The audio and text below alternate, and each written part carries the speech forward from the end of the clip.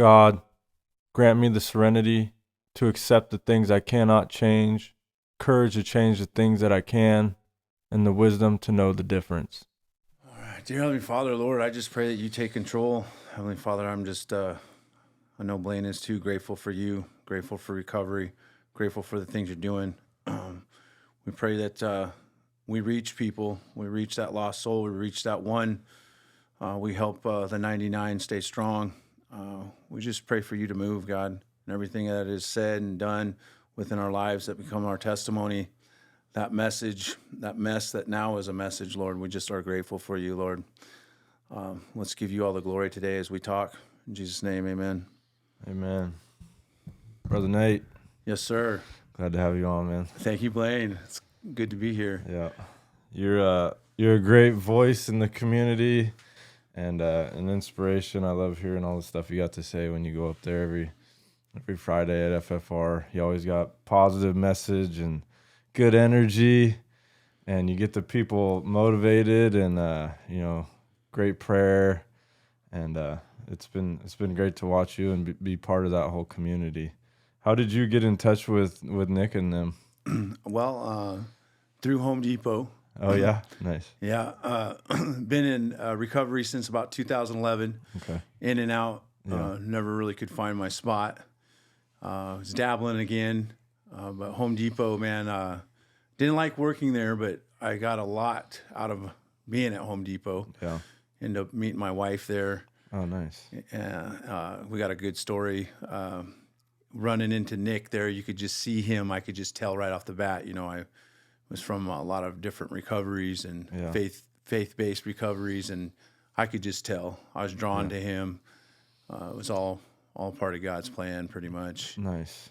And was that when it was Road to Recovery or? I believe they've just been in that building by the railroad tracks for a little bit. Yeah. I would hear of the field, and That's what they were doing during COVID. yeah, meeting in the field and stuff. And Yeah. so I walked in, and that's a nice building, and they had quite a few people, and Yeah. it was kind of like going to a party, a celebration of of what we're doing, and Yeah. I really felt drawn to Nick Yeah. in general, and then he just grabbed right onto me and basically told me what I was doing, and I just said okay. I knew that all you say is okay. Yeah. And he first told me to go to church through Gold Country, and I showed up, and that sermon by Pastor Craig, he talked about people in recovery got it figured out. We go to Jesus, and everybody's in recovery, and if it might not be addiction, it's because of sin. Yeah. And his That's a good message point. that day really spoke to me, and I just kind of like, this is where I'm supposed to be. Nice. And What is it about Nick you think that is so magnetic? I just got respect for him because the dude is so humble, man. And even as being as close as friends we are now, where we can give each other a hard time and call each other on stuff, he's still super humble. I mean, I have just going to a camping event, and I was where I did speak at the Faith-Filled Recovery Camping, and then he was watching the kids, and afterwards he's like, "So how'd it go?" And I was like, "Oh, really good." Then I asked him, "So how'd it go?" He's all, "Oh, really good. You had a couple kids accept Jesus into their life." I'm like, "Oh, great." And then on the drive home, I find out it was my daughters, and I'm just like, that guy. Yeah. It was just, he's just amazing. Yeah, he is. Just He's amazing. very humble and, respectful, and also, but he knows what he's doing, with FFR and with recovery, and he holds a line with people, He has boundaries and like a vision of where he's going with this thing, and he makes sure, to keep everybody, in line and like on that path. He doesn't allow people to like interfere. He has direction, and it's God's direction, and he's very obedient to that in his walk, and obviously a great family man, and like yeah, very respectable guy. You know, I really enjoy him too, and he's goofy and he's fun and he's outgoing and he's humble, and yeah, he's a blessing to this community, and obviously, you know, that congregation he has over there is very impactful. You know, a lot of people have found Jesus through that ministry and have found recovery, and like just the community of FFR alone, you know, has a wide impact on people individually and as families, you know, because it has a ripple effect, right? We bring that recovery to our family in our little circles, and that ripples outwards. And you know, you can't deny the impact that group has. I'm grateful to be a part of it, and like, you know, my wife was a part of it, and that's how I got introduced to it. And I was a little bit wary of like the religious based recovery stuff. I don't really know why. I think I just probably had a some kind of reservation for mixing church and recovery, I would say. But like through, you know, being introduced and being involved in that community, it's a beautiful thing, you know. And I have, you know, grown in my faith and grown in my walk with Jesus through, you know, being exposed to those types of environments, you know. And I don't really push Jesus on people in recovery. I think that, you know, in recovery, you kind of just need to find a higher power to get somewhere. You know, I think all roads lead to Jesus, and, you know, I've been led to Jesus through recovery, and I think most people go that route if they spend enough time seeking.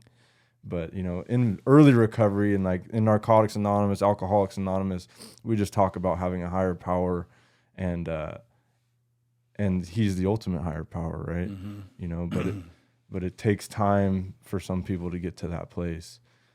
Are you from Auburn, or where'd you grow up? I'm originally from Soldotna, Alaska. Oh, wow. Born and raised Nice. in Alaska, probably spent 32 years, had to get out of there. Yeah. Basically in 2011. What were your parents doing in Alaska? Dad worked in the oil field. Okay. Right out of high school, was probably, you know, doing really well back in his day. Yeah. You could probably make $100,000 working directly for the company. Now everything's subcontracted out. Right. So my big plan was to go into oil field myself. Right. Yeah. And then and your mom's from there too? Mom's originally from Southern California, okay. Fountain Valley area. They met when he was in the Marines, stationed, I think, in Orange County somewhere. Yeah. And he drug her to Alaska. He actually moved there when he was 12 from Washington area. Yeah. And his stepdad at the time homesteaded there in Soldotna, and there's still Stewart's Landing, which is his stepdad, Lauren Stewart. And I grew up next to Kenai River, fishing, beavers. I mean, nice, beautiful. Dad had a airplane.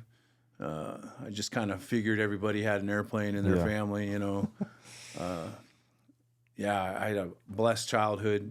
Parents were amazing parents, loving parents. Oh, cool. I would see other friends of mine's parents fight and stuff, and be like, man, I never really can think of a time where my parents, you know, were raising their voice. If they did, I'm sure they did. Okay.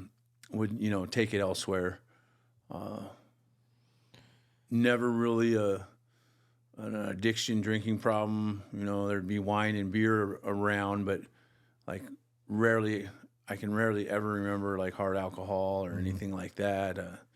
I went to private school in elementary. Didn't even know public school was free. I was just like, why do I go to this different school? Yeah.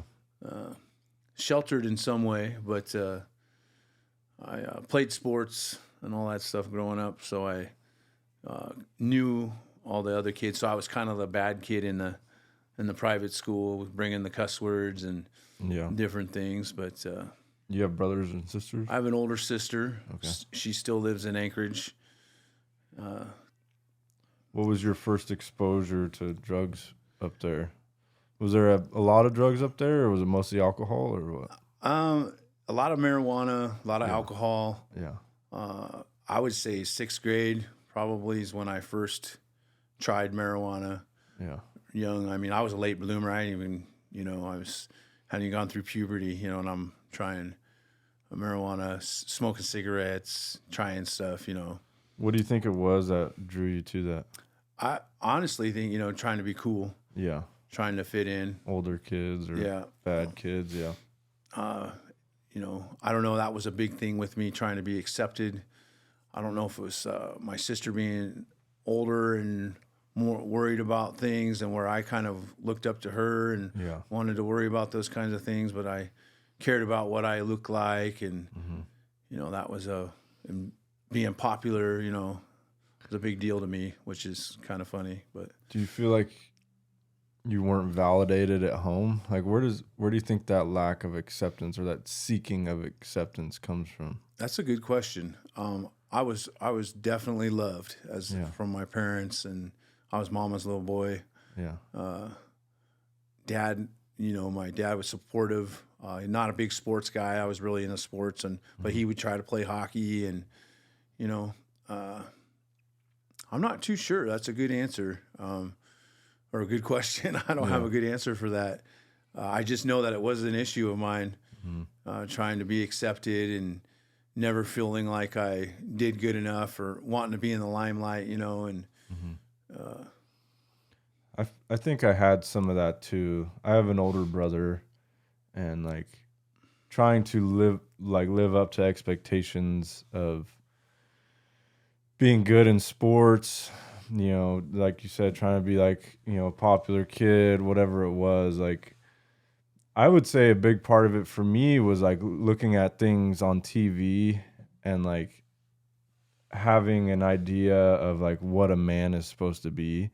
And then like trying to mimic that or like live up to that expectation. And, I found validation and acceptance through like being good at sports and, being in those types of friend groups. And then, I think, when you start hanging out with like certain crowds, especially high school, middle school, whatever it is, like you get validated by doing the same things as those kids, like we're all doing the same thing, drinking or whatever that is. And you gain validation from each other that way too.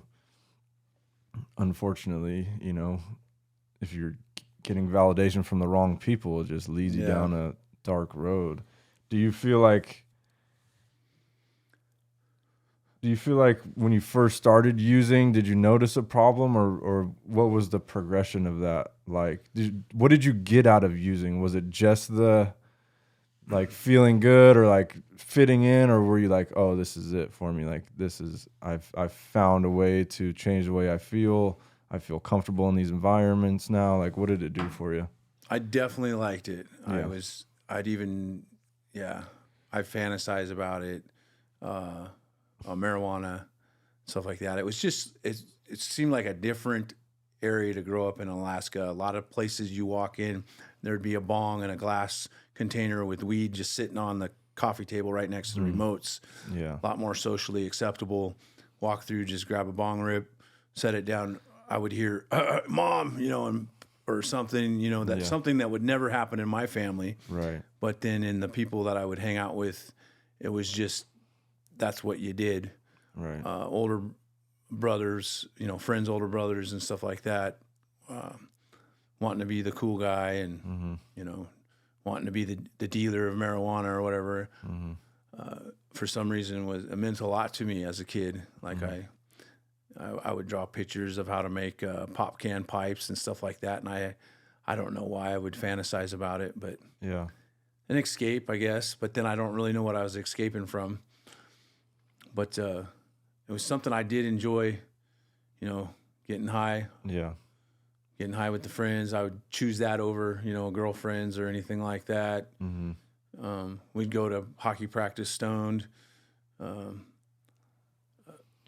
It's a weird thing. Like, I'm trying to decode it for myself too, because I think I had kind of a similar experience where it was like, it's almost like a culture, you get involved with a friend group that, the culture of that friend group is like partying, smoking pot, sports, chasing girls, whatever it is.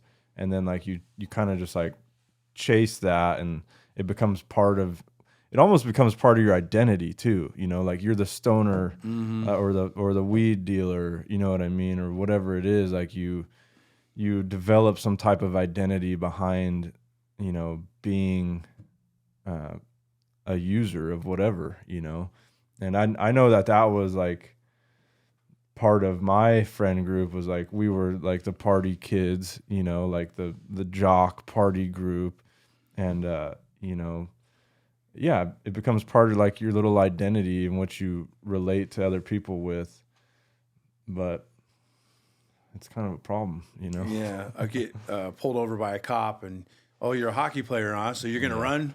Hockey players always run. You know, we just kind of have that. Yeah. Yeah, the party jock for sure. Yeah. How was your high school experience? High school was great, man.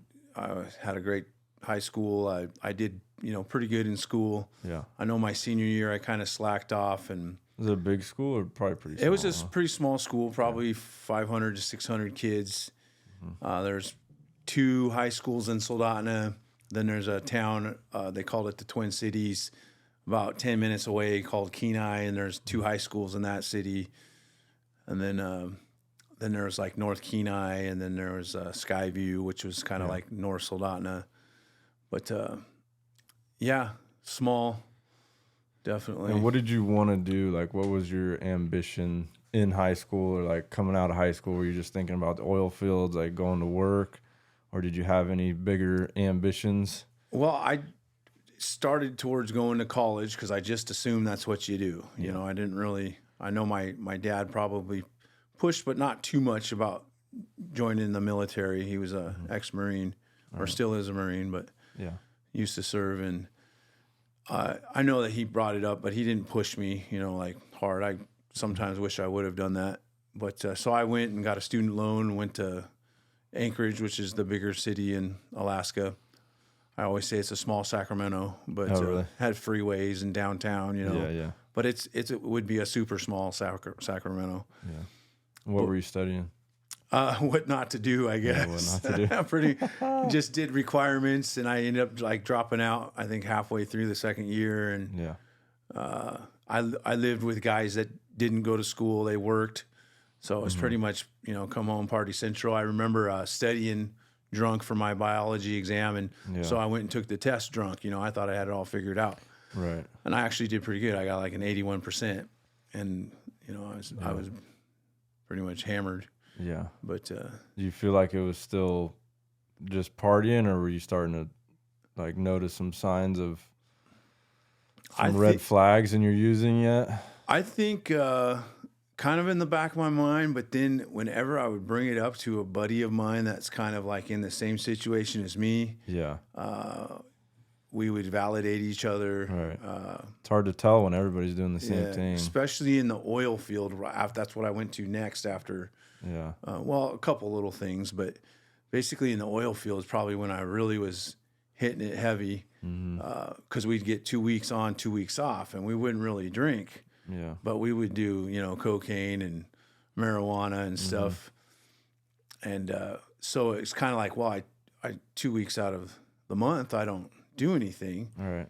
So you're able to stop when you're not out there. And we wouldn't bring it, and after a while, a couple years of doing that, there's the times when I'd show up, and that first day and night I'd be shaking.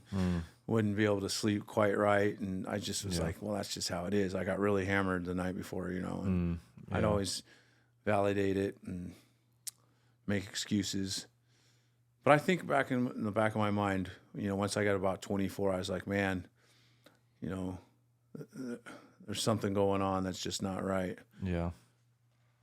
What about your religious life? Did you guys grow up going to church or anything like that? Yeah, I grew up going to church. Like I was saying, I went to a private school where they would have, one of the periods was Bible, chapel on Wednesdays, and sometimes in high school, the rule like can't go and stay the night somewhere at someone's house. You could have someone stay the night, but it's because we're going to church on Sunday. And what were your feelings towards all that? in high school, I know that I really didn't like it. Once I got my license, I would meet my parents there and I would smoke weed on the way there. It's a trip when I think about all this stuff because, like, I just don't think like it's like that nowadays for kids. But then it probably is. Kids, yeah. But it's like, heavily smoking weed in high school. Yeah, it was What were your feelings about God and like? I would feel the tug, and my thing was I'm a Christian. I just have a hard time practicing it. Yeah. I believe. I didn't really apply myself enough to really know anything. Yeah. But I believe, I believed. And, but I never really had any hard consequences to, make me really turn to God or turn to Jesus at a younger age. Yeah. What do you think that is? Like, it seems like, a lot of people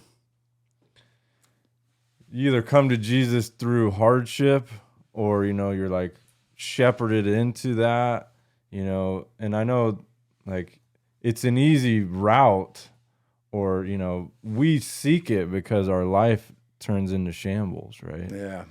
What do you think it is about that? Like,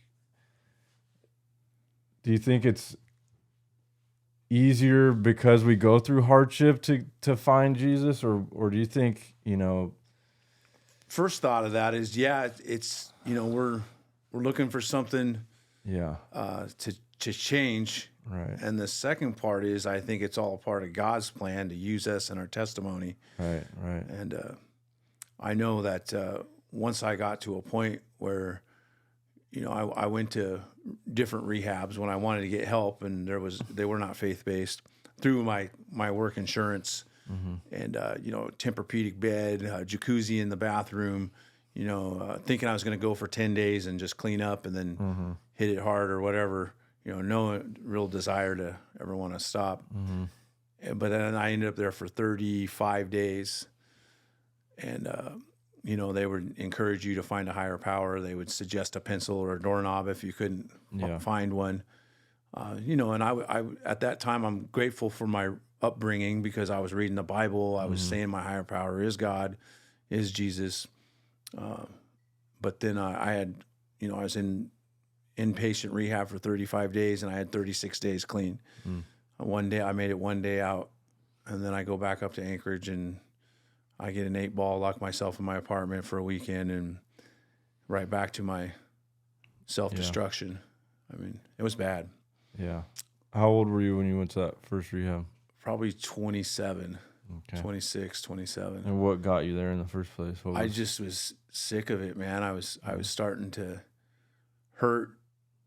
Like, I would drink so much, I would start to hurt the next day in my kidney area. I basically thought I was a functional alcoholic addict. I would pretty much do whatever I could get my hands on because I could keep a job. But how I lived my life was not functional. Right. I mean, it was embarrassing, Yeah. Unmanageable. Yeah. All the way. Like, I would always say, well, I'm a functioning alcoholic in my own. Yeah. Well, what's your standards? Yeah. Like, and then even when I went into faith-based recovery and ended up being a men's home director, I'd have these guys saying, oh, I'm a functional drug addict. And I'd be like, no, you are not. Yeah. And not even in the way I was talking about. Just, you can't even tie your shoe, let alone, You can't wash your ass. What are you talking about? And it's just funny, I know the delusions, like we just get so delusional out there. Well, at least a lot of it is like comparisons. You know what I mean? Like, we look at other people that are worse off than us, and we're like, well, at least I can keep a job, or at least I'm not freaking homeless, or whatever it is, and it like keeps our delusion going that we're functioning, but really we're just a freaking mess. Yeah. And everybody else has the problem. Like, I used to think my parents were crazy. I literally thought they were crazy. Yeah. I literally thought other people were crazy, and I was the one that was 5150 or whatever, Yeah. I mean, it got bad towards the end. So you were 27, 28, you're starting to feel some physical repercussions. And were you just doing coke and drinking, or? I pretty much was addicted to. I used to say 5 things, and then the other day I was talking about it, and it became 6. But it was nicotine, marijuana, cocaine, alcohol, and then pornography got thrown in there. You know, after a while of using cocaine and stuff, it kind of warps your mind out. And working in the oil field, that was acceptable as well too. You know, you go in any kind of shop, stuff's hanging around, everybody just has magazines, and then I just became an addiction, and I didn't even realize it. You know. Yeah. Yeah, that's a tough one, because especially like in, you know, as men, like it's almost like it's a very normal thing. Yeah, at least it was in my upbringing. Like I had older brothers and cousins, and like it was like you're looking at porn as soon as you get your hands on it. You know what I mean? And there was like no shame involved. It was like just something that was like part of the culture. And you know, now that was before cell phones. Now it's just like the wildest shit you could ever imagine is right at your fingertips. You know, at least back then it was like, you know, girl on guy, like pictures. Hiding it in a bag in the woods underneath the stump. You know? Now it's like, dude, whatever your imagination is, it's you can nuts. Find it. Yeah, and worse. It's scary. You know, you can go down some freaking rabbit holes. Yeah. And people that are like, have that propensity, you know, it's a tough one. You know, I know one of my sponsees before, like, stopped using smartphones, you know, because he couldn't freaking control himself. He just used a flip phone because it was like, couldn't keep his hands to himself. You know? Yeah. Which, you know, you do whatever you got to do, you know. And the thing with addiction is like, is it negatively affecting your life, right? That's like one of the markers of addiction. Can you stop even when you want to or don't want to? And is it negatively affecting your life, right? And if it's negatively affecting your marriage, especially, you know, then obviously it's a problem, and it's just something you have to be honest with yourself about. And you know, would you rather masturbate than sleep with your wife? Are you hiding it? Are you being weird about it? You know what I mean? Like, those are all things we have to look at and like be honest with ourselves about. And it's not always an easy thing to do, you know, but it definitely affects the ones you love and the people around you. Yeah. That's funny with you're talking about your buddy. I had to get rid of like TikTok and different things, and certain things on Facebook I just automatically X out, because if I don't, then they keep adding things such as it. And I like reels and stuff, but then you get in the algorithm. All of a sudden it's like boom, one pops in there, and then you're exposed. And they just sneak them in there. And then the one time it does, Heather's like, "What's going on over there?" You know, and, like, and it's just best not even. Yeah, it's best not even to mess around with it. You know. Yeah, I know. Yeah, but it's a real life thing, man. It is, man. Facebook's crazy. I know. It almost seems like Instagram's even worse too. It's just like a trash can, dude. It's just like death and girls. It's like so much is just like, it's like, how do you even like focus on here? You know, it's craziness. It's that's another one I don't even do. Yeah.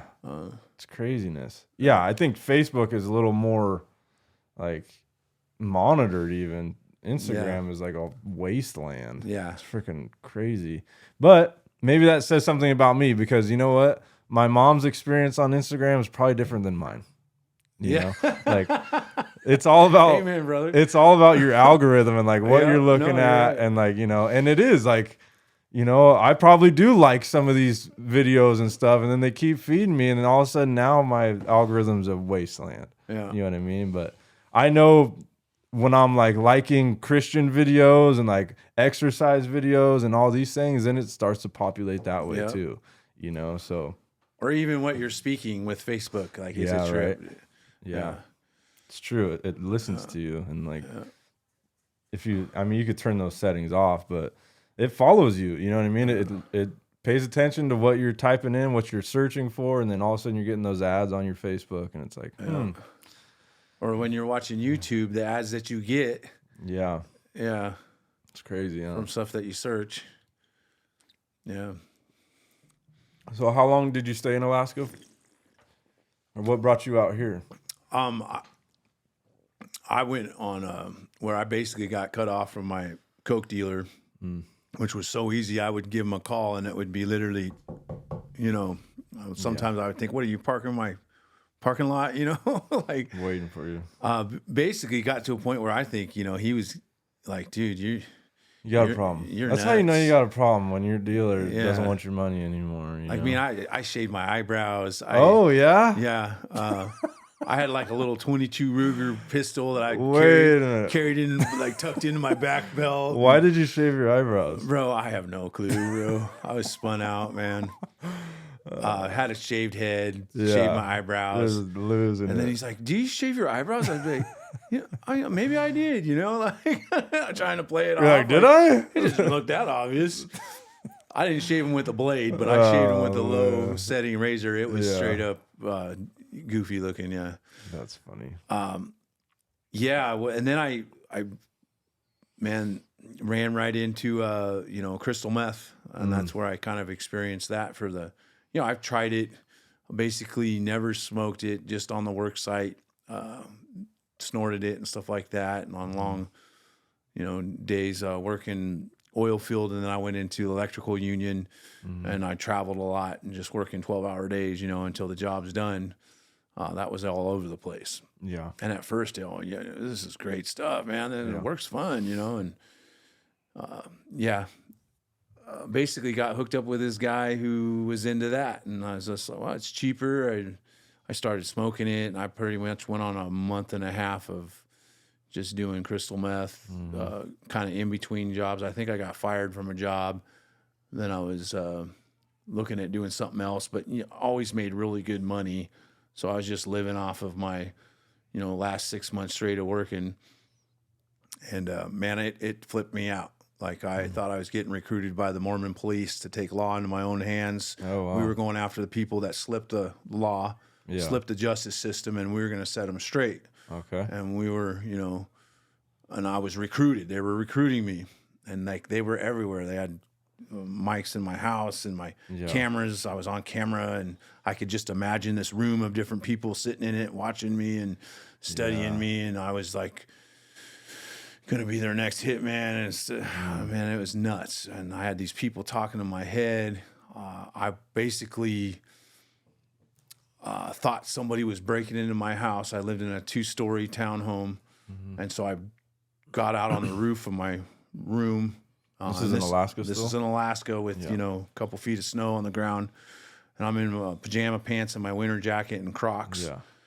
And I'm on the roof, and I end up falling off the roof onto the ground, then running around down the road, then hopping this fence that had barbed wire, and then running. I remember jumping these trailers because I was in the back of this like industrial shop. Yeah. And getting a cramp in my leg, and I thought he was behind me with the gun shooting at me. Jeez. And so then I end up calling the cops. Ooh. Yeah. Because this guy's chasing me, and he's kicked my door down, and I swear she was an angel. She showed up in the parking lot, and she's on the other side of the fence. And I'm like, man, can you unlock this fence and get me out of here? She's like, I don't have a key for this fence. Yeah. And I'm like, she's like, you're going to have to come back the way you came, buddy. This is the police? Yeah, the police lady and my angel. And I'm like, okay, so somehow I climb up the fence, and I'm barefooted at this time in the snow. Yeah. I climb up the fence and hop over barbed wire, put my jacket over it, and do all this. And, I don't know how many cuts or bruises I had, but I make it. I get in her car. She doesn't handcuff me. She's, she knew you were tripping. Yeah. It was, so she takes me over to the other side of the building where the fence was that I jumped because we're looking for my shoes. And it's super funny. You see my feet running and little Crocs sitting there, and then a fence, and that's where I just like jumped out of my Crocs. And so and then she let me go get my shoes, and then another guy showed up at that time, and they're sitting there trying to figure out what to do with me. And I pull out my wallet, everything falls on the ground, and I'm just a mess. Yeah. So they take me up to my apartment because I'm telling them, somebody broke in, and the door's fine. There's nobody broken in. It was all in my head. Yeah. But I still believe that it's super real. So they take me across town to this hospital that deals with, substance abuse and everything. And they literally dropped me off. And so, and this is after I ran in and got cleaned up and clothes and everything. Mm-hmm. And then they took me down there, the police did. And so then that's the last time I saw her.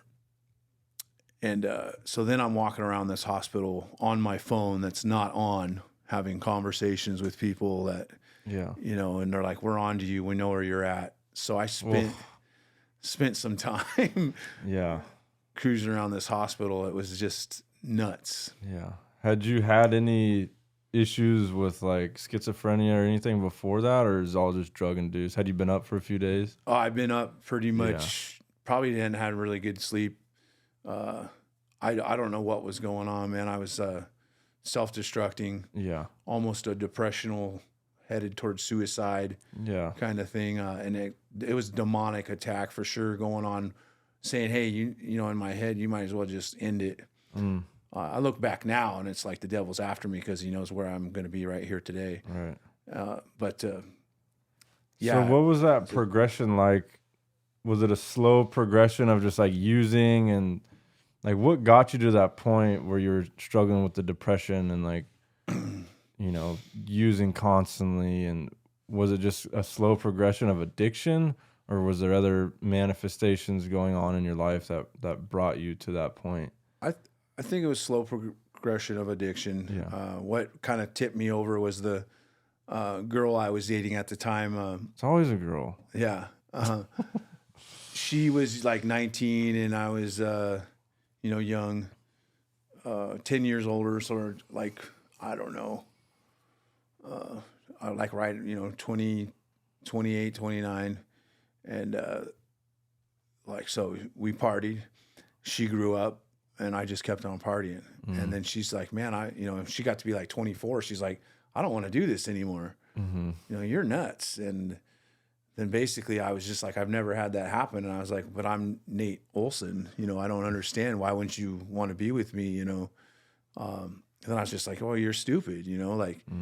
I just had accepted that I had a drinking problem and I partied. That's just who I was. And then I that kind of really sent me on like a 5-year runner pretty much that led me into, faith-based recovery. I think it can be a slow creep like that, like it's a progressive illness, you know what I mean? It gets worse, never better. And like when you're out there and you're using and like it becomes habitual, and then you're like involved in this whole lifestyle of using, right? And the things that come with it, and the effect that drugs and alcohol have on us, long term, it changes our behavior. It changes the way that we think, changes the way that we operate, and for me it was like just hijacked my thinking to where that's like all I could think about, is like the getting and using of more, and like how to get money to get and use more, whatever that was. And regardless of the consequences, the consequences weren't really a factor in my decision making, especially towards the end. It's like I didn't even care, it didn't matter what was happening. I just needed to like escape, but it didn't start that way, right? It started as just partying, like having a good time, and then slowly things start to fall apart, and like life starts to get harder. People start dying, going to prison, like I'm losing jobs. My life is becoming unmanageable, and like I'm becoming physically addicted to these substances, and then they become a coping mechanism, right? So whereas before it was just fun, and then now they're the solution to the way that I feel, right? And then that's when like you start to turn the corner, because now I'm medicating, right, to escape the way that I feel, because I have all like this guilt and shame inside of me. I am not living up to my own expectations of a man, as a father, spouse, whatever it is, or just my expectations of what I can accomplish in life. And so now I'm using because of that, but I'm not living up to those expectations because I'm using, right? And so it becomes like this vicious cycle. And then you you know, especially with things like meth, like you can really get lost in the sauce pretty quick. You know, you start staying up for multiple days, that paranoia kicks in, and it can just kick you sideways, you know. And I'm grateful I never went down that route. Not that heroin or, you know, opiates and alcohol are any better, but you know, that paranoia, man, it gets you. And I've had it with coke. Like I've been up for several days and like, you know, seeing people that are not there, you know, like on the balcony looking out, like somebody stealing stuff from cars, you know. I'm like watching them for hours, you know, watching them for hours. And then like, fuck, I'm going down there. And I'm out there in the parking lot with a pistol and a flashlight, like looking for this guy, I know you're there. Not there, dude. Not there. But that's where it takes us. Yeah. So what was the transition from Alaska to California? How'd that I wanted to do something different, man. Yeah. With that meth experience, I even went, you know, going back out and doing drugs again. I remember getting offered meth and I was like, nah, I'm good. How long were you in that facility?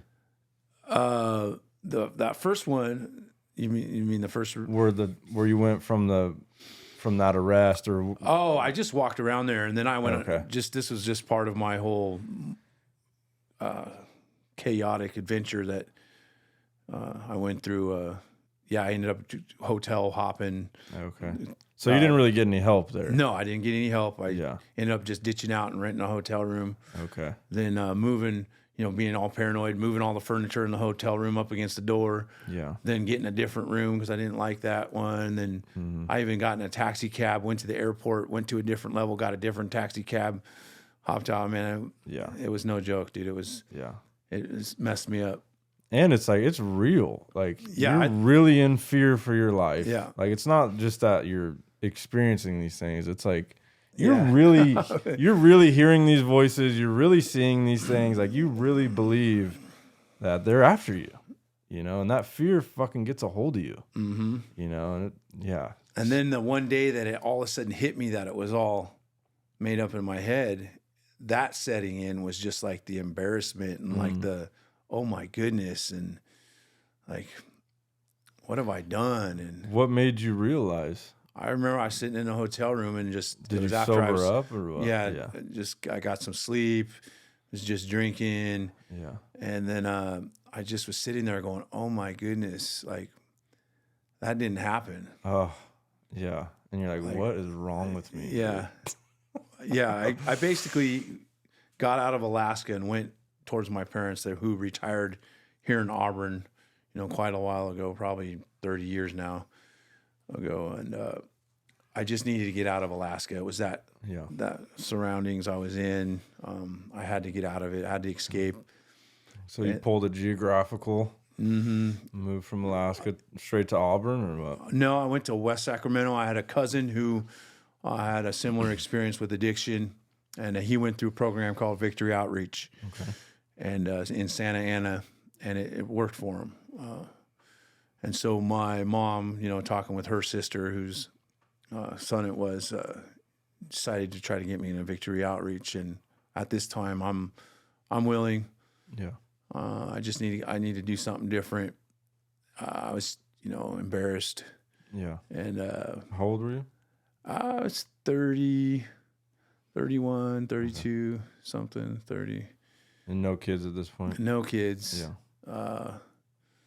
Basically, it kind of burnt my bridges in the workforce that I was in telecommunications and stuff, where I was at, and I was just kind of burning my money up. Yeah.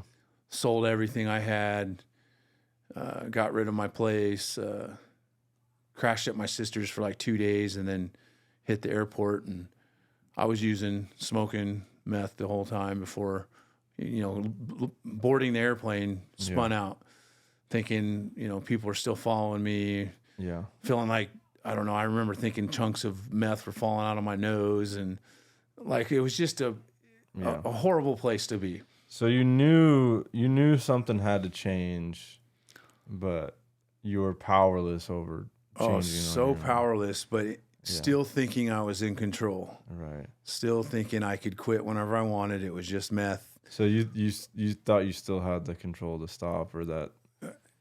I thought I was just going through a process I needed to go through.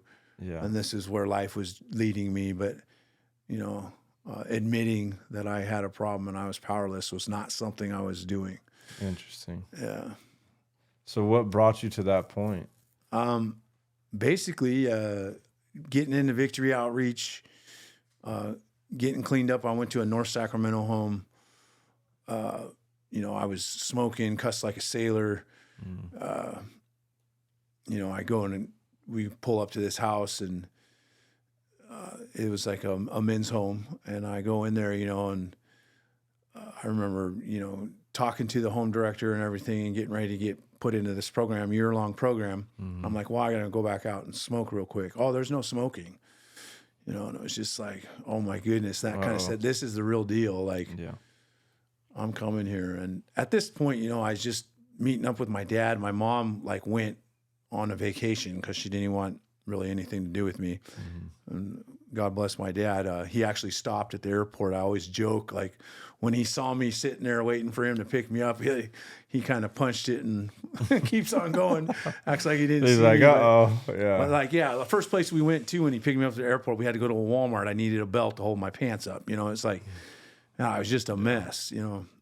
And anyway, so I joined that program. This is one of the ones where it didn't stick, but I was there for 8 months. I ended up getting kicked out of the house, but I didn't try to stay. I probably could have talked my way back into it.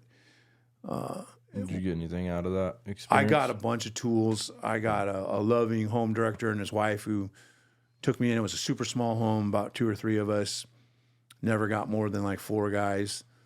I met some good influences in that home that, actually, of what I didn't want to have happen to me, basically come and go. And I didn't realize it at the time, but they were definitely a blessing in my life. Yeah. Planting some seeds.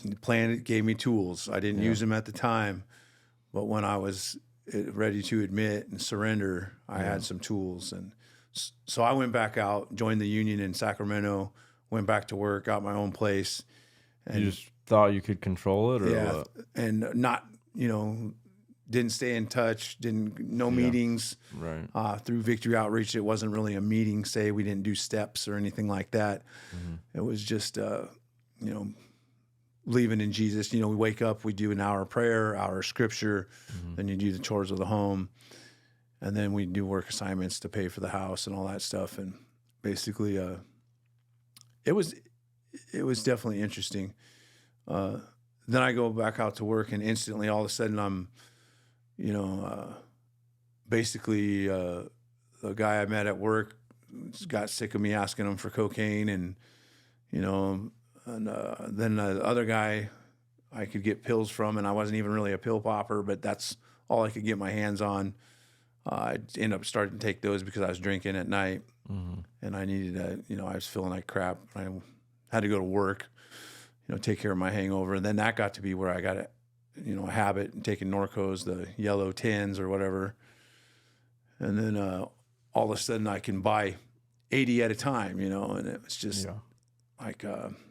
so I started doing that. And then all of a sudden one day there's this dude parked out in front of my house, and I might go out there to talk some sense into him, and all of a sudden when I'm talking some sense into him, I realize that, man, I need to go to a home.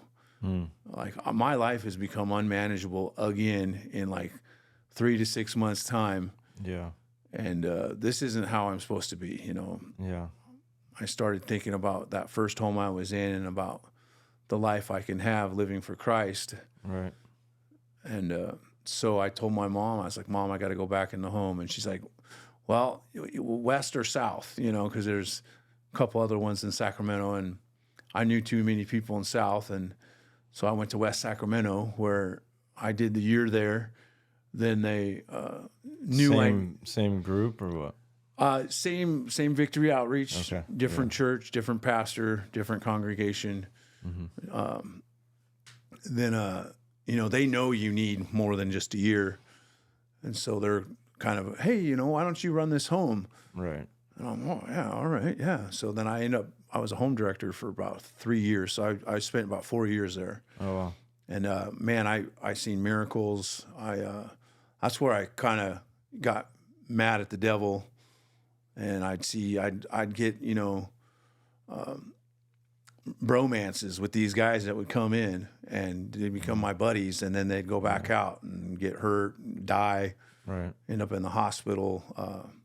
And man, it really opened my eyes and realized that God's got a plan for me. And then I tried starting a reentry home for graduates of that home. And at that time, going to some restructure of the church, and it didn't really feel like I had the support of the church and everything. And then I kind of started doing a little bit of dabble with the alcohol. And then I was like, you know what, I'm out of here. What were those decisions coming from, though? Like, it's just what I knew, man. I wasn't staying connected. Like, I really didn't have those 12 steps. Right. I didn't have a step group. I didn't have a weekly night thing. I mean, I was going to church. I had too much alone time. I started driving Lyft and working at Home Depot part-time. And this is back when you could make some really good money doing Lyft. Like, I'd make 3 times as much doing Lyft than I would working at Home Depot. And driving around on nights and picking up the party people, and then all of a sudden getting it in my head that I can, get a little half pint on the way home, and very little bit, just get that little buzz, and I was being responsible, and never really went too crazy that last time. I ended up moving out closer to my parents in Auburn, so I transferred to that Auburn Home Depot. And I ended up getting a place in Loomis, blessed mother-in-law apartment, that's super nice, and a really nice house, gated house.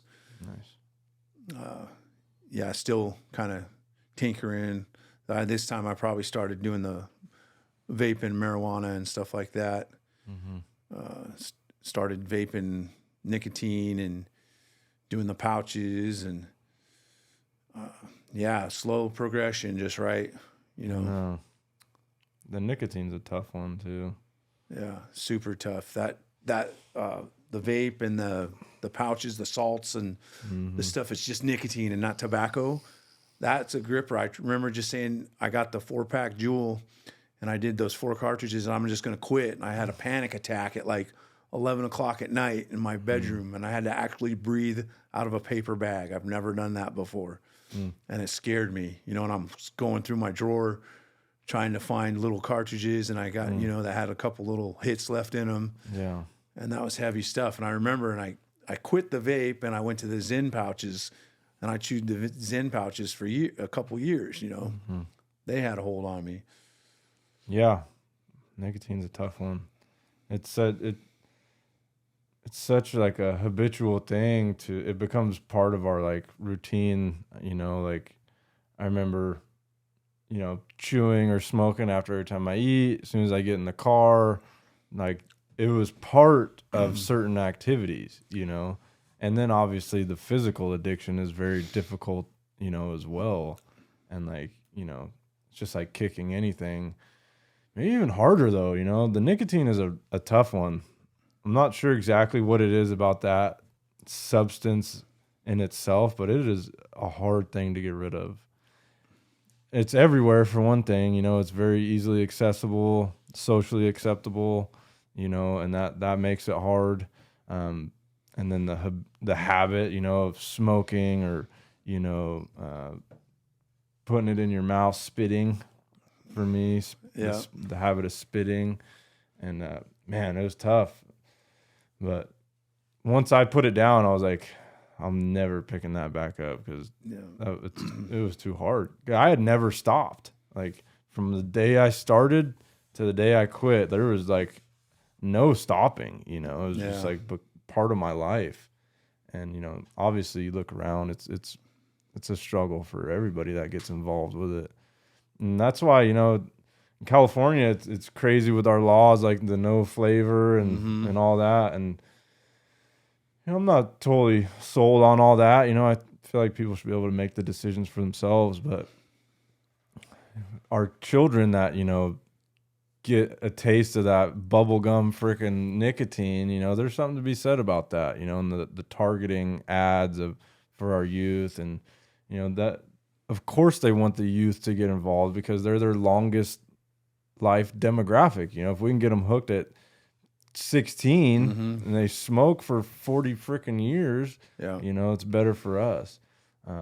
In this state, you know, it's kind of looked down upon. I would say, you know, California's kind of at the forefront of getting rid of cigarettes and tobacco in places, restaurants, airports, things like that. But it's acceptable in other places, you know, and it's a killer, you know, it's horrible and it stinks and it's nasty and it's just a nasty habit. Yeah. I know. I remember going on vacation and stuff and like going to Oregon or California and stuff, like, man, it's hard to smoke here. You know, like in Alaska, it's just everywhere. Yeah, everywhere. Yeah. They got smoking rooms, you know, just crazy. So the Victory Outreach, it wasn't really super heavy in the recovery aspect. It was more of a faith-based like community, more to help each other get and stay off of drugs and kind of change your direction in life, right? Yeah. More of a lifestyle changing program, less about like, you know, the steps obviously and like what can we do to overcome these things that have, you know, caused us to go down that path. What was your introduction into recovery, like 12-step recovery? I would say the big impact on it was running into Nick finally. And throughout all my recovery, I've done the steps, you know, several, you know, more than a handful of times, you know. But he's like, well, you need to do the steps. And I'm like, okay, you know, like in my mind, I'm like, all right, dude, here we go again. Yeah. And then, but I'm like, all right, you know, I'll do them. Yeah. And when I did them this time, I put thought into it. I didn't rush through it. Okay. I actually, you know, I wrote out. I remember going over them with him. You know, I had all this stuff written out, and I'd look over at his, and there'd be a sentence, you know, or something. And so I felt like, okay, I'm getting somewhere with this, you know. Yeah. And so you feel like the willingness was there this time? The willingness was there. I didn't want to let my parents down. I didn't want to live that life. I had finally met my current wife, and she, you know, put up with me so much, and then she was like, "You're better than this." Yeah.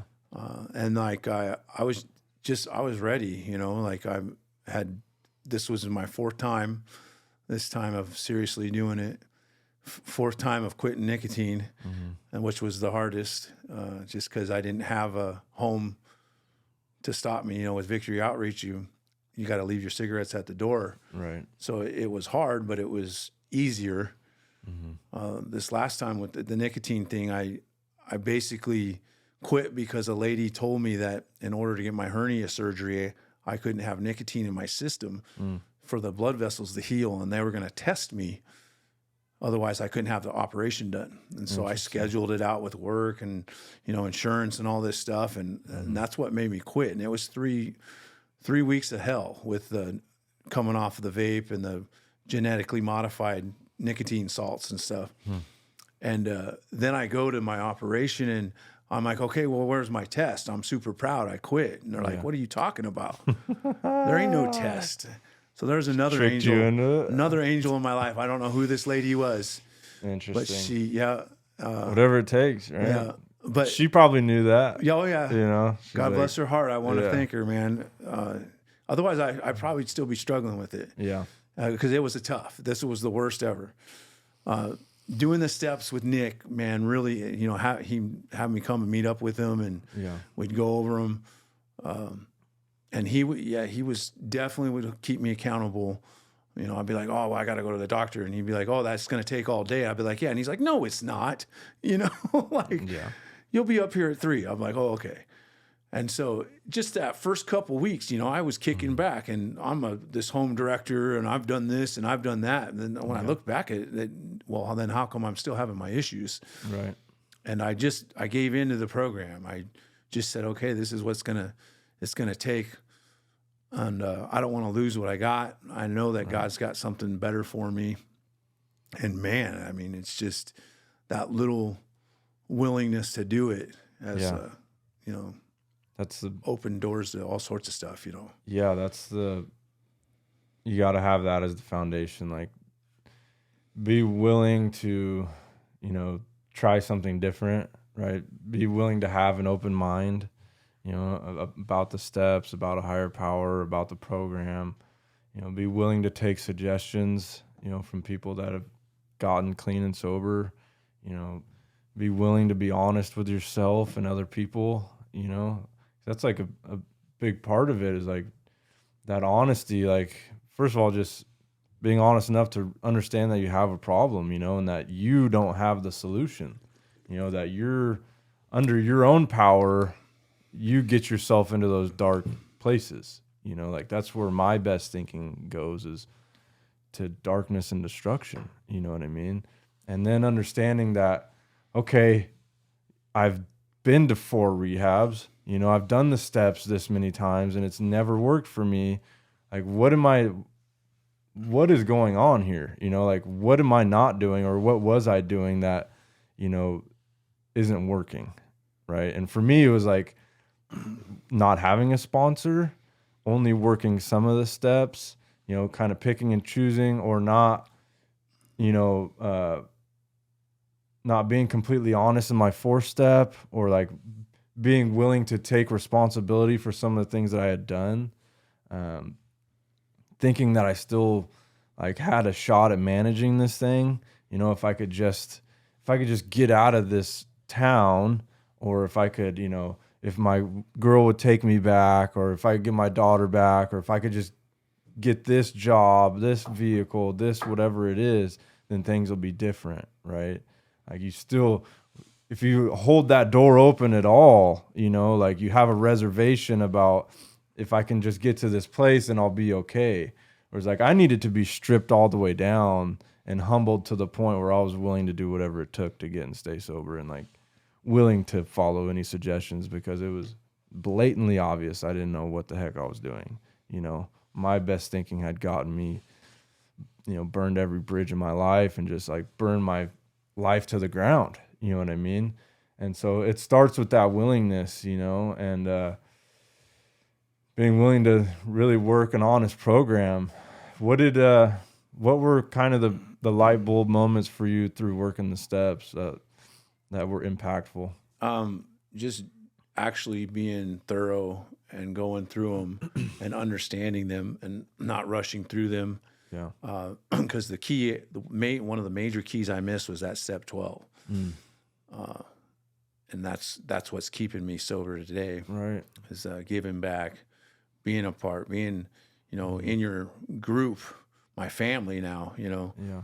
I got a great family who loves and supports me, and I do the same for them. And it's that's it. Like, I would get out of touch. I would only do everything halfway.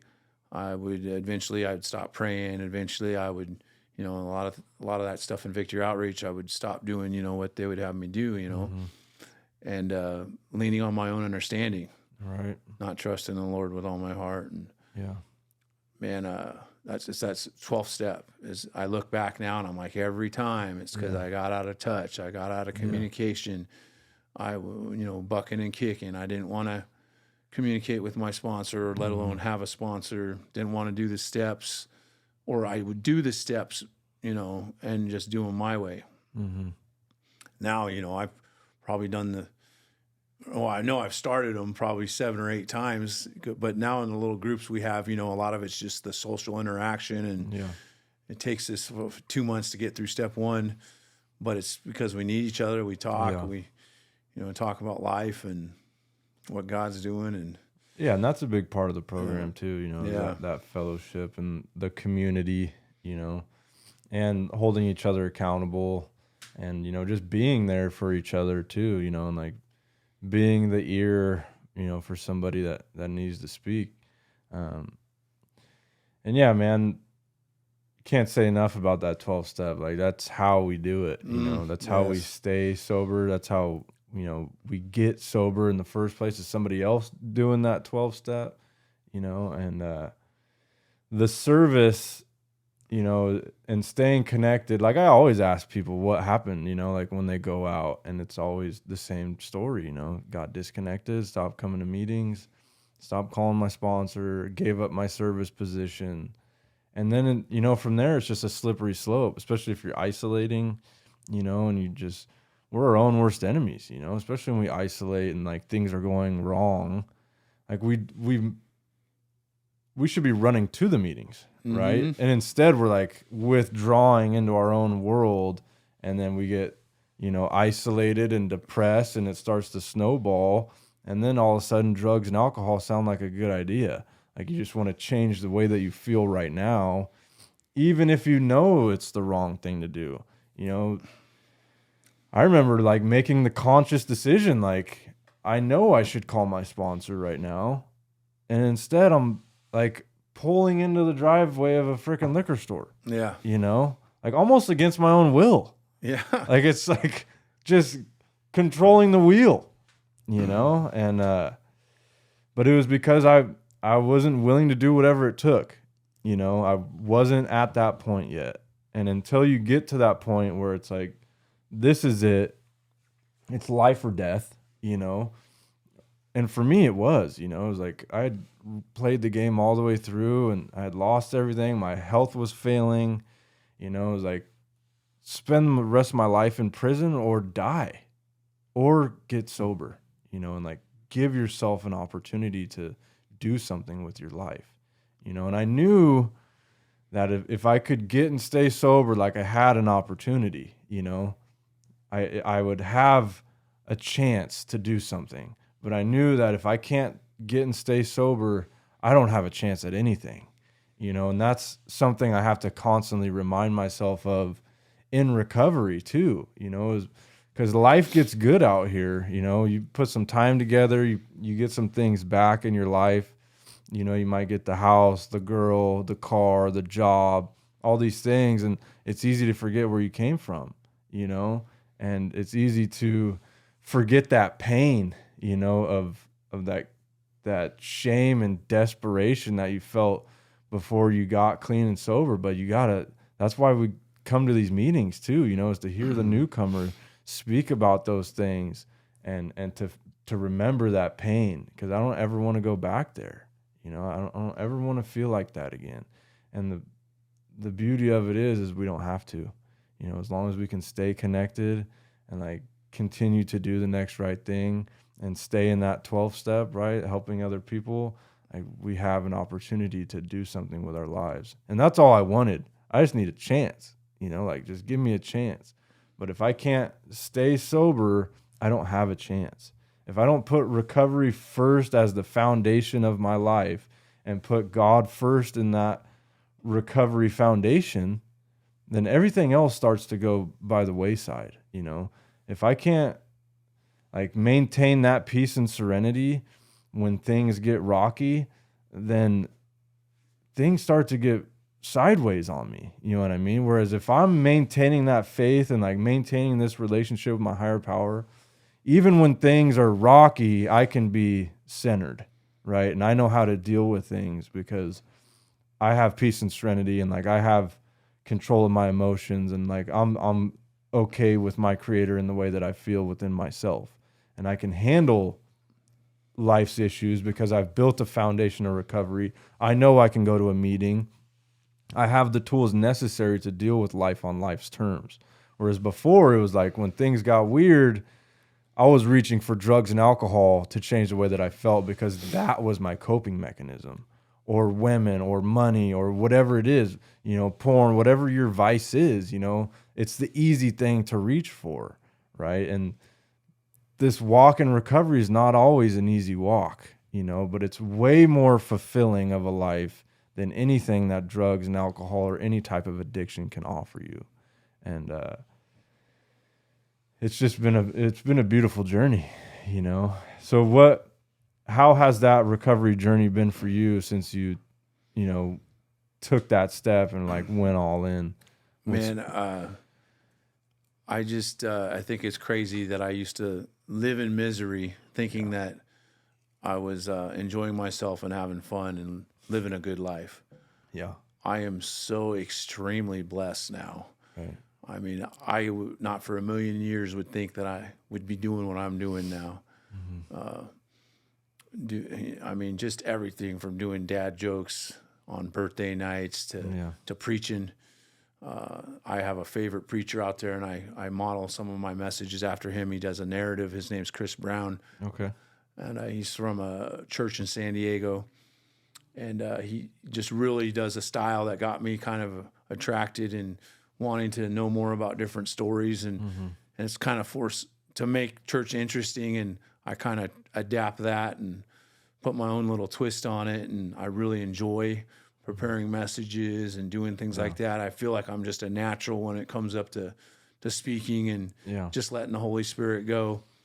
I know preparing with all that stuff, when you prepare too much and you go up there with your phone, it always comes out all weird and choppy. But when you just go up there with an idea and a prayer, it always seems to be so much better. I agree. God finally able to, or he would finally let me have a baby. That's just like been such a joy. Yeah. She's a year and 8 months, and it's like just amazing. Yeah. And I'm 46 when I had her, and so it was like God's like, you are not ready, because she's my angel too, and He's given me an angel. I mean, I have a woman who basically helped get me here. When I was kind of flirting with a little bit more of my addictions, and never really got to the hard stuff this last time. But what is hard? Alcohol's my nemesis. Yeah. And so, with one of the main things was accepting the fact that I am never going to drink again. Yeah. I always in the back of my mind, well, when I get married, I can have wine or something. I'm at the point now where I never want to drink again. Yeah. And that's key. Like, I have no desire, because it's messed my life up. It's put me in misery. And to lose everything I have now would just be insane. And that's what I was, doing the same thing over and over and trying to get a different result. Yep. And just living in misery, and even going back out thinking it was fun. It was never fun. It was just trying to stay numb. Yeah. Yeah. And so truly blessed to have, having the house, the car, the work that I ended up having. I work at Auburn Toyota, and I'm a service writer with no experience in that field. And I make pretty good money now that I know what I'm doing. Right. And it's clean. I work 4 days a week. I don't get dirty. I was even getting, pulling muscles and working at Home Depot tool rental during the power outages and all the generators. And I'm like, man, I'm getting a little older. My body's a little beat up from the oil field and playing sports, and just thinking, man, I need an office job. Well, this is pretty dang close, and God's given me all my wants and desires, and I've learned to pray, to give it all to Him, man, and I give Him all the glory. I mean, He's given me everything I prayed for.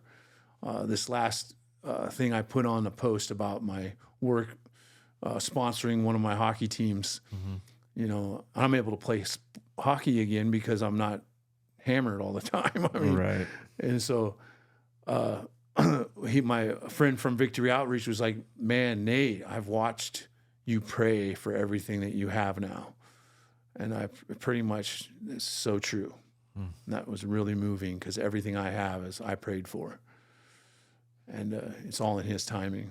Yeah. It is. It's all in His timing. And it's also, being obedient, to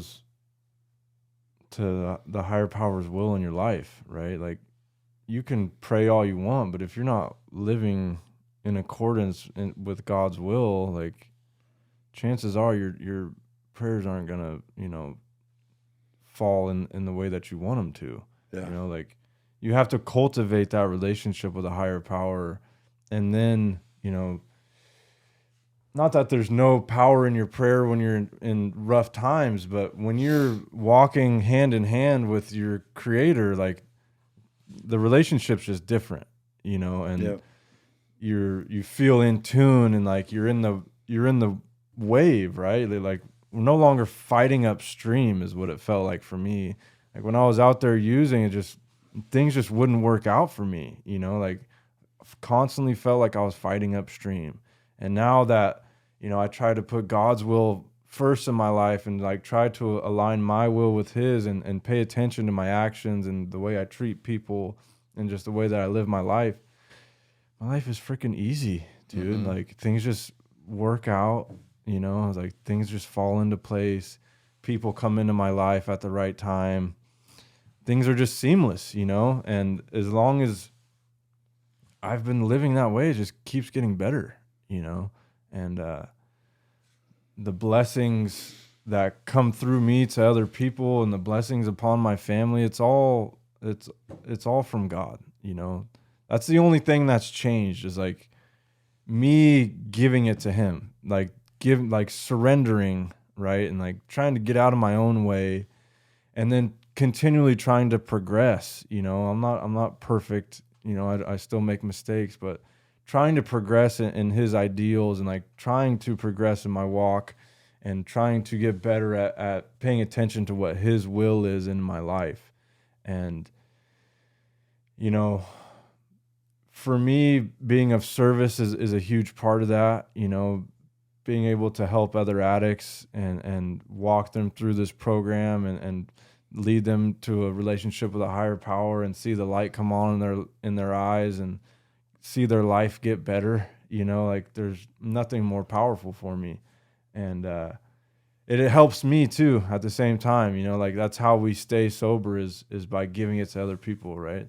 That saying, you can only keep it by giving it away. Mm-hmm. And it helps us to stay connected. It helps us to relate, to that feeling of a newcomer. I don't really go to meetings for myself anymore. I go to help, newcomers, but by going, I get to hear their pain, and like hear what they're going through. And it reminds me of what that was like, Amen. because the longer you get, the easier it is to forget what that felt like, but when you have a relationship with a higher power and like you're really walking this recovery life, like you said, you lose the desire. Like my heart has been changed, through accepting Christ in my life. Like my heart has been changed. I no longer desire the same lifestyle. Before it was like fast money, fast cars, fast women. Like, how can I have a good time? How can I not feel bad? Just pleasure seeking, ego, right? I wanted power. I wanted status. I wanted things. Like now it's like, I don't really care about any of that. Now I want peace and serenity, and like, I want prosperity for my family and my friends and my community. I want to be the light in the darkness, because these are some dark times that we're going through right now as a nation and as a world in general. It's chaotic, and with fentanyl and methamphetamine, it's a rough place to be out there in the streets right now, and that's why we have started these homeless outreaches and like try to touch those people, and like show them that there's a way out of this, because there is. And that's the beauty of these 12-step programs. And that's the beauty of Jesus, and like that restorative power of Jesus Christ. Like if you earnestly seek him, you'll find him, and he's seeking you too. And all you got to do is open that door and he's there. Amen. And if you reach out to him, like he will come to you, and it's up to you to do something with that. And talk me through like your relationship with Jesus and what that's, the impact it's had on your life and the way that it's changed your heart. Well, I know that I got to put him first.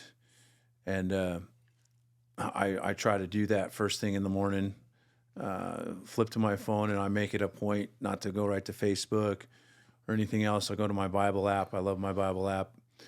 I'll read that daily scripture first thing. Then I do a group devotion. Then I have my own devotion thing I do. So I get up early. I get up at 5:00 every morning. It's something I learned in Victory Outreach, was to just give it to him first. Even in Victory Outreach, I didn't have anything. So when I did that 4-year stint, my whole idea was that I'm tithing my life. Yeah. You know, and I was not 40 at the time, but getting close enough to where I could say 4 years.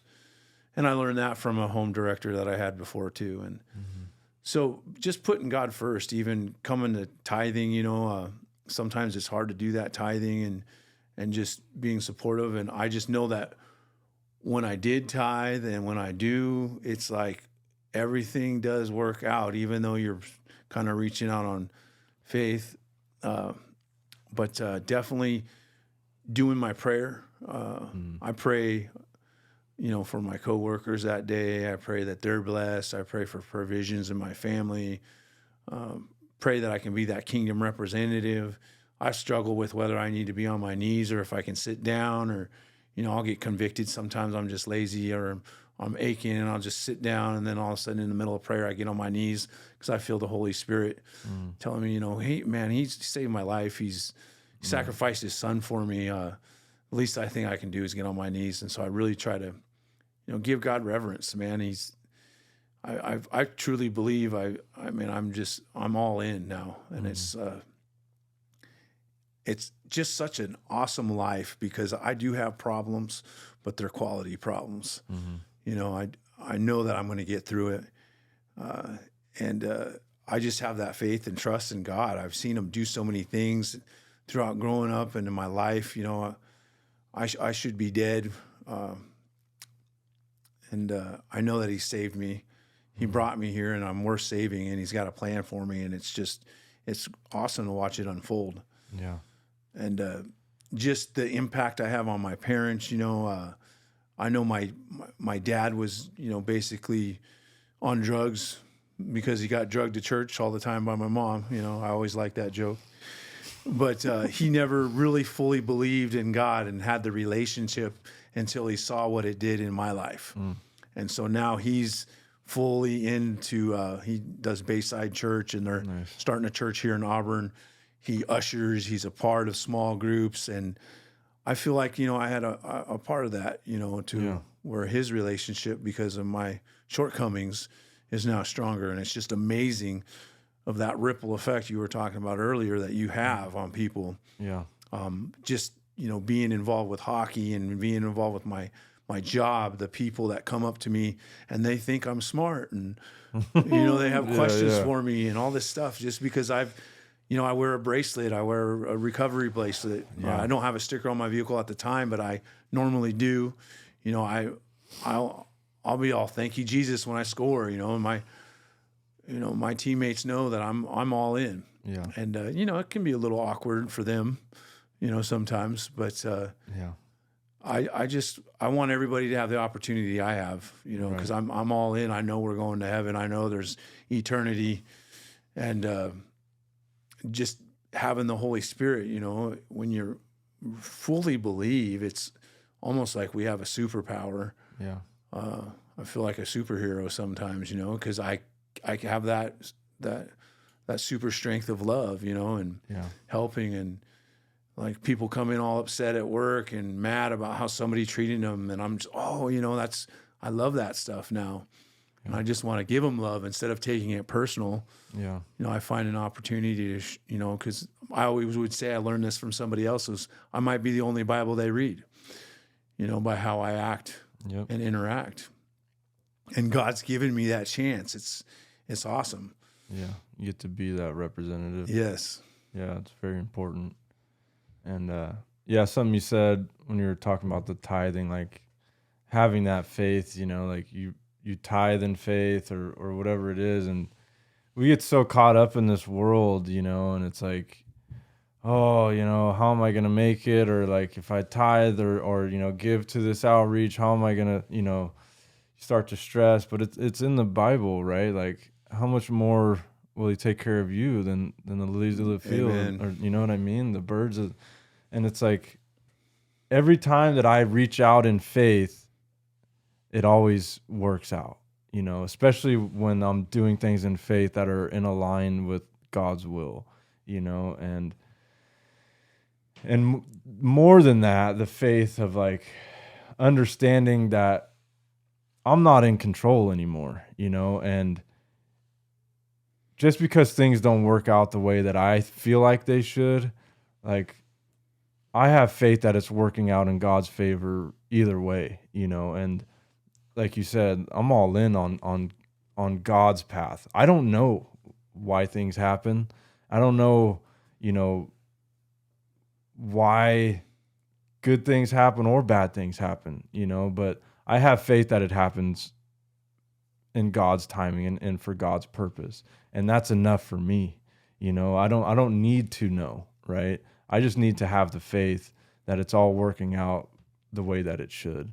And looking back, it always works out for some type of good reason. Even if it's painful in the moment and, if it hurts right now, looking back, it's usually there's lessons in that, in one way or another. And just having that faith, like I don't need to know the answers all the time, right? But having that faith and like walking in God's will, things work out for me, and when they don't work out for me, I give it to God anyways because it's in his will, right? Yeah. I'm done trying to control everything. Because when I try to control everything, when I'm driving, I crash the freaking car every single time, right? And I give up, trying to control. And when I take Jesus's yoke, the burden is light. Amen. And he is in control. And I get that faith through that.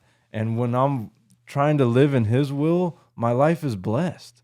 Like I've played both games. Mm-hmm. I've lived in this world, up until the point I got sober, and it was a dark place for me. And like living in the light and like living in God's will, my life is incredibly blessed, like I've figured it, and it's not me, but like I've been willing to follow suggestions and like figure out like what works here, right? And this life is so much better. It's like can't even hold a candle, right, to that old lifestyle. Even the the best days in that old lifestyle don't even come close to a bad day today. Yeah. And we've figured out a blueprint on how to live, and how to live sober and how to stay connected and how to be of service. And this is the way that it works, and we're not saying it's the only way, but it works for us. And we've, found blessings through this life. What are some of the things you do? Like, what are some of the daily habits you do to stay connected and to, to stay in recovery? Well, like I said, first thing in the morning, getting all that stuff and getting it out of the way so there's no excuse for me not to do it. Right. And then staying consistent with going to recovery and church. I got a family.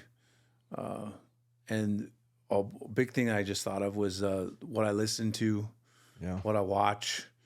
I've pretty much gotten to a point now where I just listen straight to that's all I listen to is not country music, but Christian music. K-Love or The Fish. I basically have Google Music. I'm really big into like Seventh Day Slumber. They do like praise and worship songs, but with a little bit of heavy metal twist to it. Like all the guys I like now, like Judah and different Justin Stanley, and I like all praise and worship music. And that's pretty much all we play at the house. Besides when we're, dancing with the girls, we'll put on Chubby Checker or whatever and do the twist and stuff like that. But basically what I put in to myself, I'm aware of, because I'm feeding my whole family with what I bring into the house or what I tolerate. I don't cuss. I just don't. I know my stepdaughters go back and forth to their house, and I don't cuss to the point that when they cuss, they know it wasn't from me. And so that's kind of really been handy. I'm like, because I know you haven't heard it from me, and they're like, oh yeah, you got me there. So it's just, it's just, everything's so much better when you And that's another thing, like me not cussing, you grew up with me or something like that. That was just, especially from Alaska, oil field, and I was just a different person. Yeah. Yeah. Just my little baby girl, we'll do like clapping hands and stuff like that. And one of the things is praise the Lord, and she'll automatically just lift her hand up, It's just, and I'm grateful to have the opportunity to raise her this way, right? Because there's going to be, I don't want to say I'm like forcing it on her, but that's how she's going to be raised, and she's not going to know anything different than the love of Jesus, And when she gets old enough, she'll make her own decisions and stuff. But to develop that relationship at a younger age is going to be such a good thing. Yeah. I had the influence, but it wasn't quite like what I'm bringing to the table now. I don't think my parents were as sold on Jesus. They just kind of wanted to raise their kids right. And so this is what we got to do, go to church and put them in a good school. I'm more of like developing a relationship with Jesus at a young age is something I think that I could have benefited from as a kid myself. Yeah. Yeah. And, I agree. What's something that you would recommend for somebody that's looking to get sober or like new in sobriety? What are some of the suggestions that maybe you wish that somebody would have told you, or now that you have some clean time that, that you tell your sponsees or people that are new in recovery? Well, I can tell you the same thing everybody else tells you. You got to get a sponsor. You got to do the 12 steps. You got to find a good home group. I found a good group, that North Auburn group that would meet on Tuesday nights. Was a really good meeting. And just, but it comes down to whether you want it or not, whether you've hit that spot in your life, that moment, that rock bottom, or just finally just sick and tired of being sick and tired. You got to find that to where you're just saying, okay. And that's, I see that in so many people. Is we just have to come to that point where it's like, this is enough. I'm sick and tired of being sick and tired. Yeah. And a lot of us come in with pride. My big thing was pride. I'm a man. The fact that I can't handle it, I can't manage it, just wasn't an option for me. But I just have to let go of that pride. And I know that's a big thing, is the pride. Yeah. And admitting that, your life is tore up, bro, Yeah. You got to let go, let God. And that's easier said than done. I remember people telling me, you got to let go, let God. Okay, well, how do you do that? Yeah. And that's kind of like with tithing. You just got to walk by faith. Yeah. One step at a time. You got to give it a shot. Because as in AA, they said that one guy told me, well, give it a year. God will refund your misery, Yeah, it's true. You just got to give it a shot. Yeah. You're not going to lose. Yeah. You just got to give it a shot.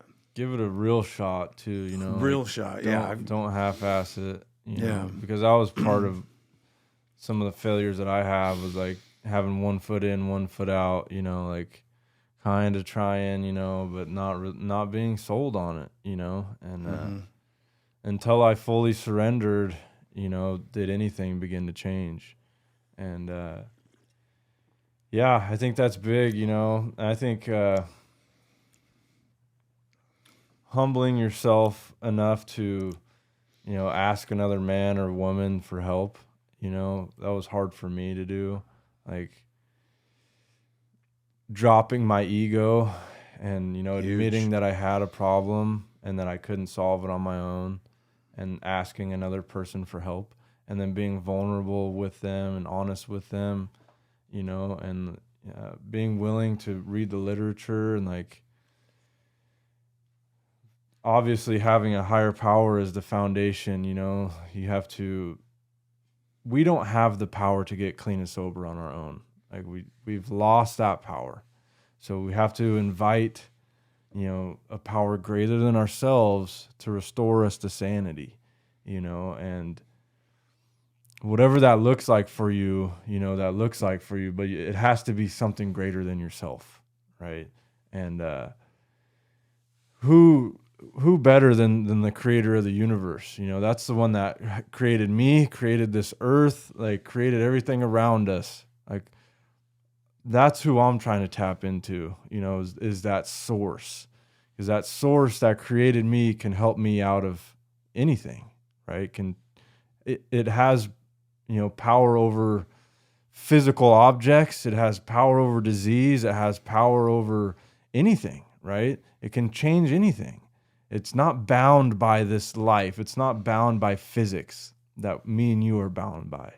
He is the creator. He's Alpha, Omega. That's it. So he has the power to change our minds, has the power to change our spirit, has the power to manifest in our lives and through our lives to help other people. And so tap into that power, you know, like seek that out and allow that into your life and cultivate that relationship, because that's what it is. It's a relationship. And, you know, if you're not feeling like you have that relationship in your life, like, how are you going to understand what God sounds like if you're not talking to him? Amen. You know, so you need to be, it's a relationship, right? You're not going to be able to understand, you know, the way that he's speaking to you if you're not speaking to him, you know, and it just starts, for me, I had to develop the habit of prayer. So, you know, waking up and praying in the morning and then praying in the evening and then praying in between if I need to, or at meals or whatever it was, like, it's a habit, right? It's a relationship. It's a habit. And it forces me to cultivate that relationship by having that habit. And then reading the Bible, you know, is something that I do now, but I didn't always do. But some type of spiritual literature, right? It helps you to connect. It helps you to, you know, to seek that out, to open your mind to different ideas. And obviously the Bible, you learn about our creator and you know, the journey that he went through and the history of creation in the Bible and where we're going too. And then hanging out with like-minded people. You know, you have to surround yourself in a community of people that are in recovery, of a community of people that are, you know, like a church, you know, that are tapped in with higher power, and that you can bounce ideas off of, and people that you can be honest with and speak to, because isolating is not the way, right? We have to help each other through this. And if you think that you're going to do the steps and you're going to be healed and that's it, you know, I wish you the best of luck, but I haven't seen it work very often. Yeah. You know, like, this is a proven program, and one of the cornerstones is we stay connected and we give back. So for the newcomers out there, you know, stay with it, you know, like stay positive, keep a positive outlook, you know, and stay connected and do the work. And it's not easy, but it's a simple program. And if you do it to the best of your ability and seek it in your life and allow God to work through you, you have a good opportunity to get and stay sober. And that's the truth, you know, we're living proof of that. And, you know, if you could have seen us at our worst and see us now, like, it's a freaking miracle, you know, and it's only through this relationship with our higher power and being able to let that work through our lives that we're here today. So I appreciate you coming out, and I'm grateful for you and grateful for your family and everything you do in our community, and look forward to seeing where this thing goes with us, you know. Amen. Yeah, I'm grateful to you as well, man. Thank you. Love you, bro. Yeah, thanks for having me.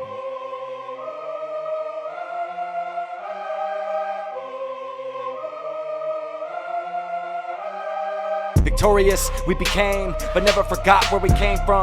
Life or death, not a game. We came to change the lane. Recovery addicts, that's the name. Give yourself a break, just one day at a time. You were born to shine, so live and let love be forever. My sister, my brother, don't give in. Please remember, the lie is dead. We do recover.